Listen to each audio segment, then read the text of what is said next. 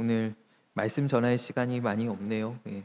우리 1절부터 9절 우리 간략하게 다 우리 아는 이야기이고 너무 당연한 이야기입니다. 그리고 저희가 벌써 이제 에베소서가 6장까지 와서요. 예. 여러분들 이제 에베소서 후에 또 다음 또 어떤 책을 가지고 할지 여러분들 많이 기대해 주시고 또 기도해 주시기 바랍니다. 우리 지난주 이어서 계속 성령의 충만함을 받으라, 이제 그 열매에 관해서 말씀하고 있어요. 첫 번째 열매가 무엇이냐면 부부 관계라고 해요. 이 성경에서 지금 바울이 이야기하는 바로는요, 그 성령의 충만함이 어디에서 나타나야 되는가? 부부 관계에서 나타나야 된다라고 해요. 근데 여기에서 바울이 정의하는, 이제 성령의 감동을 받아서 정의하는 성경적인 부부 관계가 당시의 통념에 굉장히 거스르는, 어떻게 보면 반하는 그런 부부 관계였다라는 거예요. 아내들이여 남편에게 복종하기를 주께 하듯이 하고, 또 남편들도 아내 사랑하기를 그리스도께서 교회를 사랑하신 것 같이 하라라고 이야기하죠. 이게 당시의 통념에 굉장히 맞지 않는 부부 관계였다라는 거예요. 저는 당장 2000년 전 로마로 가지 않아도, 제가 아프리카 있을 때, 탄자니아 있을 때, 거기는 이제 무슬림 사회였거든요. 무슬림 사회였는데 제가 이제 살던 동네 주변에 큰 채석장이 있었어요. 큰 채석장이, 돌 캐는 채석장이 있었는데 거기를 누가 출퇴근을 하냐면 부인들이 출퇴근을 해요. 남자는 하나도 없어요. 남자는 하나도 없고 부인들이 거기 돌을 이런 망치로 캐는 게 아니라요, 이만한 해머 가지고 캐거든요.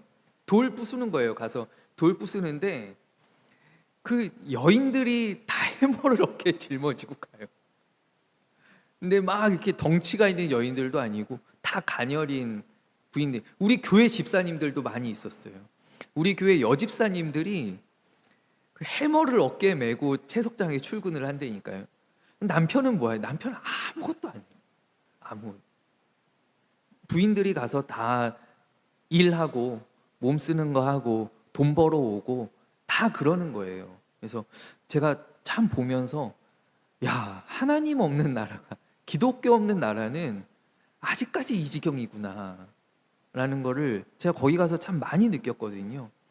그러니까 이게 교회가, 기독교 문화, 우리나라도 마찬가지잖아요. 우리나라 처음에 기독교가 들어올 때 가장 힘들었던 게 바로 오늘 나오는 부분들이에요. 우리나라도 제일 많이 부딪혔던 게 뭐냐면 부인이에요, 부인. 우리나라도 양반들이 축첩을 하잖아요, 축첩을. 근데 교회 오니까 그렇게 하지 말라라는 거예요.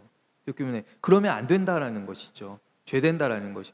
그래서 우리 성령 운동의 그 제일 시발점이 뭐냐면, 이제 우리 알기로도 그 길선주 목사님이 이제 막 회개하기 시작하면서 그 회개 운동이 일잖아요.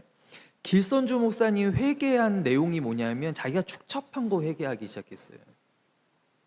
내가 아내를 많이 두고 있었던 것, 그것을 성도 앞에 나와서 회개하다가 그 회개의 불길이 붙은 거예요.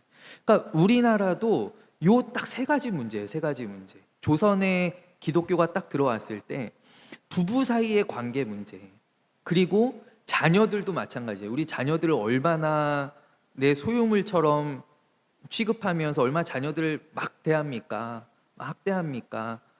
그런 문화들, 그런 거 이제 그렇게 하지 말라라는 거예요. 딸들도 학교 보내야 된다라는 거예요.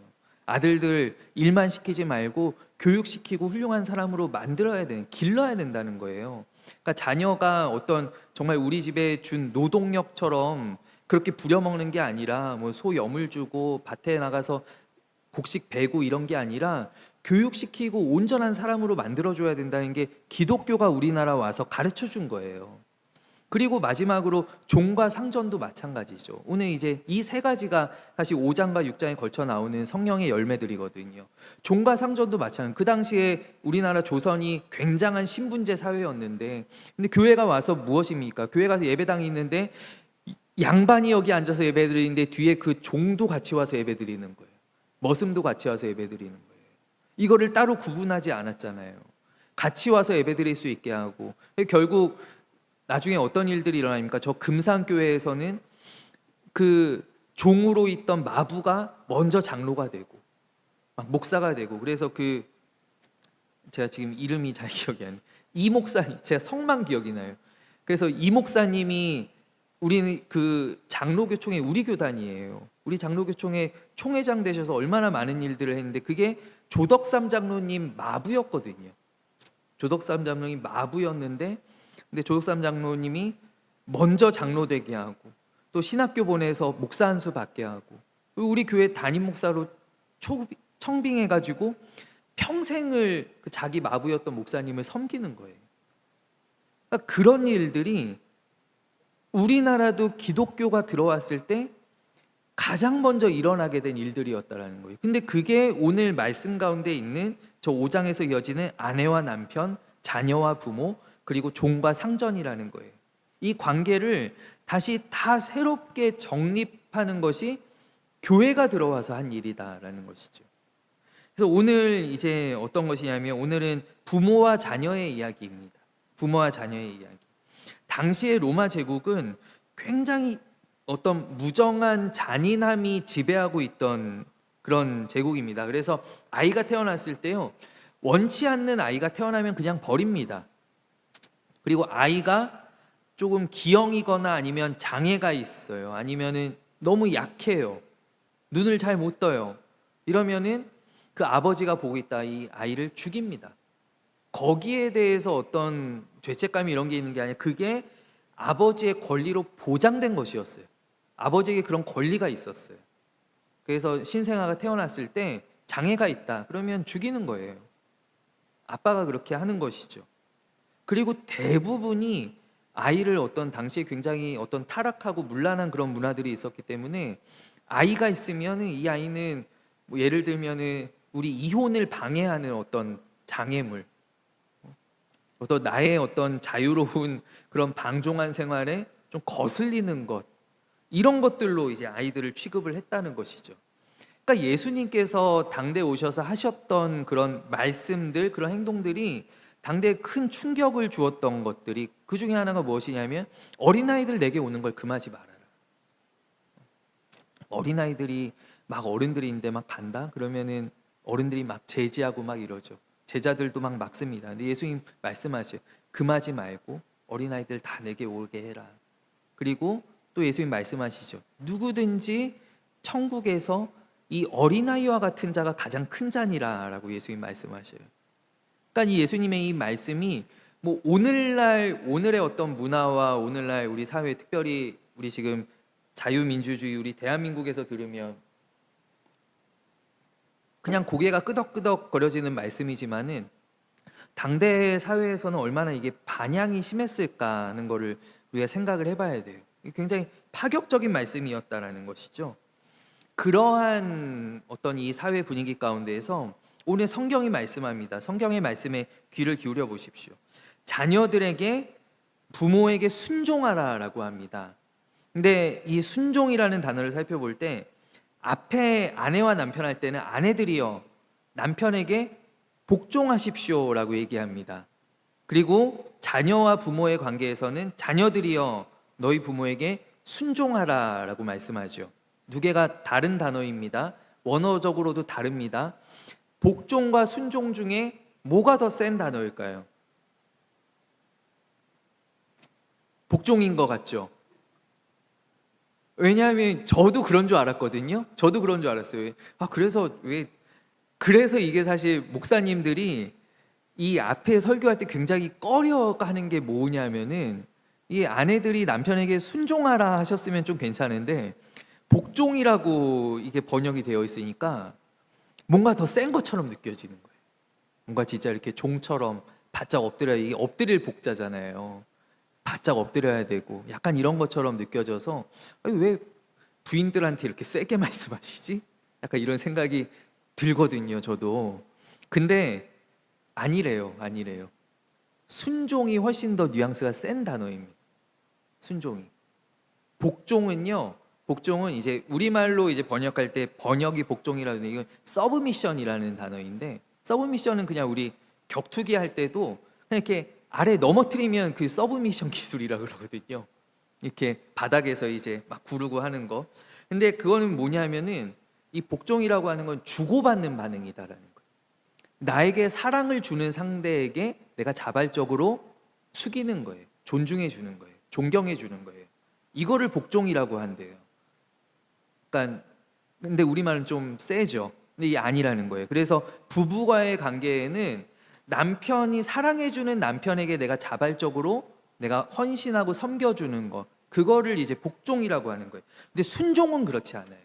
순종은 조건이 없는 거예요. 조건이 없어요. 그러니까 부모에 대한 순종은 무엇이냐면, 부모가 너무 이렇게 좀 안 좋은 가정에 나를 학대하는 부모를 만났어요. 나에게 막 잘 안 해주고 막 이렇게 괴롭히고 막 이렇게 폭력하고, 그런 부모일지라도 순종하는 것이 마땅하다라는 게 이게 순종이에요.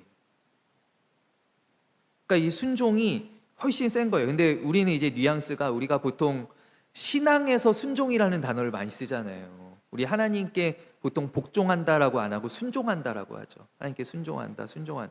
교회에서 이 순종이라는 단어가 하도 많이 사용되니까 이게 순종이라는 단어의 어감이 우리도 모르게 좀 유해진 게 아닌가, 제가 그런 생각을 해봤어요. 안 그래도 저도 이렇게 말씀 준비하면서 그래서 이 순종이 이게 심각한 단어인데, 이게 사실 하나님께 그래 순종하는 게 참 어려운 건데, 하나님께 순종하는 게 참 어려운 건데 너무 많이 쓰이다 보니까 그냥 우리가 적응이 된 것 같다라는 그런 생각이 들더라고요.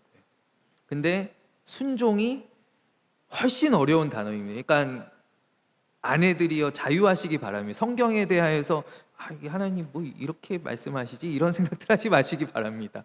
예, 이거 복종은 주고받는, 그러니까 나 막 때리고 사랑 안 해주는 남편한테는 억지로 복종할 필요 없다라고 하면 좀 위험하죠. 예, 그러나 한번 생각해 보셔도 된다라는 거예요. 근데 순종은 그렇지 않다라는 거예요. 이 자녀들의 의무는 부모에게 순종하는 것입니다. 이것에 대한 어떤 세 가지 근거가 있는데, 이건 첫째로 무엇이냐면 자연스러운 현상이다라는 거예요. 그러니까 하나님께서 우리 모든 인간의 마음 가운데 새겨 넣으신 자연법의 일부라는 것이죠.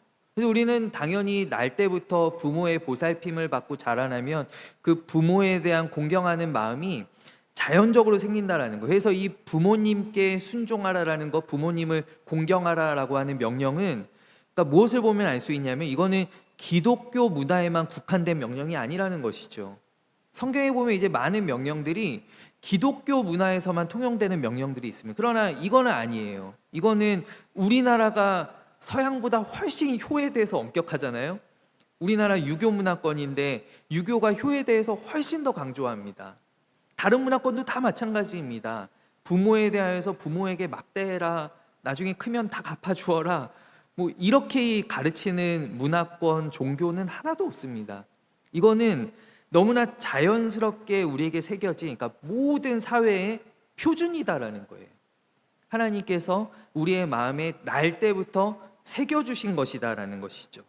거기에 더해서 오늘 성경적으로는 뭐라고 더 말씀을 하시냐면, 부모의 권위는 하나님께 위임받은 것이라고 해요. 그러니까 하나님과 하나님 백성의 관계에 있어서, 그러니까 내가 하나님의 백성으로서 하나님을 섬긴다, 내가 하나님의 자녀로서 우리 아버지 하나님을 섬긴다라고 할 때 하나님과 우리의 관계에 있어서 부모를 공경하는 것은 필수적인 부분이다라는 거예요. 그러니까 내가 부모한테 함부로 하면서 하나님을 잘 섬길 수 있다? 그거는 천부당만부당한 말씀이다라는 거예요. 그 예수님도 그러잖아요. 예수님께서도 너희가 고르반이라고 하면서 부모에게 드릴 것을 이거 하나님께, 이거 교회에 헌금했는데요, 이거 하나님께 드렸는데요 하고 부모에 대한 의무를 내팽개치는 자녀들이 많다라는 거예요. 이거 예수님께서 지적하시죠. 하나님께서 받지 않으신다라고 말씀하셔요. 하나님께 받지 않으신다. 그러니까 하나님과 하나님 백성과의 관계에 비추어서 부모님과, 왜냐하면은 이 부모님의 어떤 사랑, 부모님의 의무, 부모님께서 우리에게 해주시는 헌신은 하나님께서 우리에게 해주시는 일에 가장 가까운 모방품이다라는 거예요. 그러니까 우리가 하나님의 어떤 무조건적인 사랑, 하나님의 어떤 헌신, 하나님의 은혜, 그것을 우리가 무엇을 보면 가장 가깝게 느낄 수 있냐면 우리 부모님을 보면은 가장 가깝게 느낄 수 있다라는 것이죠. 그래서 이거는 하나님과 하나님 백성과의 관계에 있어서 부모를 공경하는 것은 필수 불가결한 부분이다라는 것입니다.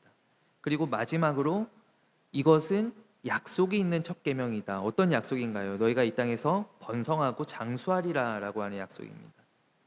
너희가 땅에서 잘 되고 장수하리라라고 하는 하나님의 약속이 있는 계명이기 때문에 너희가 이것을 잘 지키고 순종하라라고 말씀하고 있습니다. 그리고 이제 자녀들입니다. 자녀들은 어떻게 해야 되는? 자녀들 계속 하고 있죠. 근데 이것을 어떻게 해야 되냐면 순종하라라고 하는데 주 안에서 순종하라라고 합니다. 주 안에서. 그래서 우리가 보통 신앙적인 문제에 있어서 부모님과 부딪히게 되는 경우들이 많습니다. 뭐 어떤 경우냐면은 예를 들어서 내가 믿음의 1대일 때, 당연히 내가 교회 나오는 것이 부모님을 거스르게 되는 경우들이 있어요. 그러면 그런 경우에 어떻게 해야 되냐? 그런 어떤 상담들도 그냥 많이 받거든요. 목사님, 저희 부모님이 교회를 못 나가게 하는데 어떻게 해야 되나요? 몰래 나와야 되나요? 거짓말하고 나와야 되나요? 그래서 그런 고민들이 있잖아요. 근데 저는 이렇게 생각할 때 예를 들어서 세례의 문제다. 우리 집이 굉장히 불교 집안인데 아니면 되게 뭐 뿌리 깊은 종갓집인데 유교 집안인데 제사를 다 챙기는 집안인데 내가 예수님을 영접하게 됐단 말이에요. 세례를 받고 싶은데 집에서는 이제 난리가 나는 거죠. 너 세례 받으면 호적에서 파버릴 거야. 너 세례 받으면 내가 조상들을 무슨 낯으로 보냐. 그러면서 세례를 못 받게 하는 거예요. 예를 들어 저는 뭐 이거는 케이스 바이 케이스지만 세례 같은 문제는 조금 미룰 수 있다고 봅니다. 예를 들어서 그래 우리 부모님 돌아가시고 나면 예를 들면 저희도 좀 그런 문제가 있었어요. 왜냐하면 저희는 저희 아버지가 일대거든요. 저희 외가 쪽으로는 신앙의 뿌리가 깊은데 저희 본가 쪽으로는 저희 아버지가 일대예요. 그러니까 저희 집도 제사를 지내는 집이었고 그래서 이 제사 문제 때문에 계속 그게 있었어요. 갈등이 있었어요. 근데 이제 저희는 이제 당연히 절은 안 하는데 제사에 참여를 어떻게 할까라고 할 때 저희 아버지가 또 이렇게 효심이 깊으셨거든요. 저는 그렇지 않은데 저희 아버지는 효심이 깊으셔요. 그래서 저희 아버지가 이제 하시는 이야기가 이 할아버지 돌아가실 때까지만 우리가 잘 참석하자. 할아버지 살아계시는 동안만 대신에 절은 하지 말고 그냥 가서 이렇게 자리만 잘 지키자. 그리고 그 말 그대로 할아버지 이제 저희가 보내드리고 나서는 그런 제사하는 그런 모임 같은데 저희가 가지 않았었어요. 그러니까 어떤 그런 부분들은 저희가 양보할 수 있는 부분들이 있다라고 생각해요. 조금 미룰 수 있는 부분들, 참을 수 있는 부분들. 근데 예배하는 문제들, 우리가 주일 성수하는 문제들, 이런 것들은 그거는 우리가 지켜야 된다라고 저는 반대로 생각을 해요. 그거는 내 생명과 내 영혼과 직결되어 있는 문제이기 때문에 그런 부분에 있어서는 예수 그리스도께 순종하는 것이 부모님께 순종하는 것보다 우선돼야 된다라고 생각을 합니다. 그래서 뭐 억지로 막 집에서도 남편이 막 핍박을 해서 막 교회 못 나오게 한다. 그러면은 저도 이렇게 조심스럽게 권해드리기를 집사님 그러면 봉사나 이런 것들은 조금 미루시고 그냥 주일 예배만 그냥 잘 나오십시오. 그러니까 우리가 양보할 수 있는 선들이 있고 양보할 수 없는 선들이 있거든요. 그런 것들을 잘 지켜야 되는 것이 오늘 말씀 가운데 있는 주 안에서 순종하라라는 말씀이라고 저는 생각을 해요. 주 안에서 순종하라. 그래서 우리가 주님 안에서 내가 우선순위를 둬야 될 것은 무엇인가? 제가 얼마 전에 이렇게 유튜브를 저희 아내가 너무 이렇게 재미있게 봤다면서 감동적으로 봤다면 저한테 하나 틀어줬는데, 송은이 씨가, 개그맨 송은이 씨 알죠?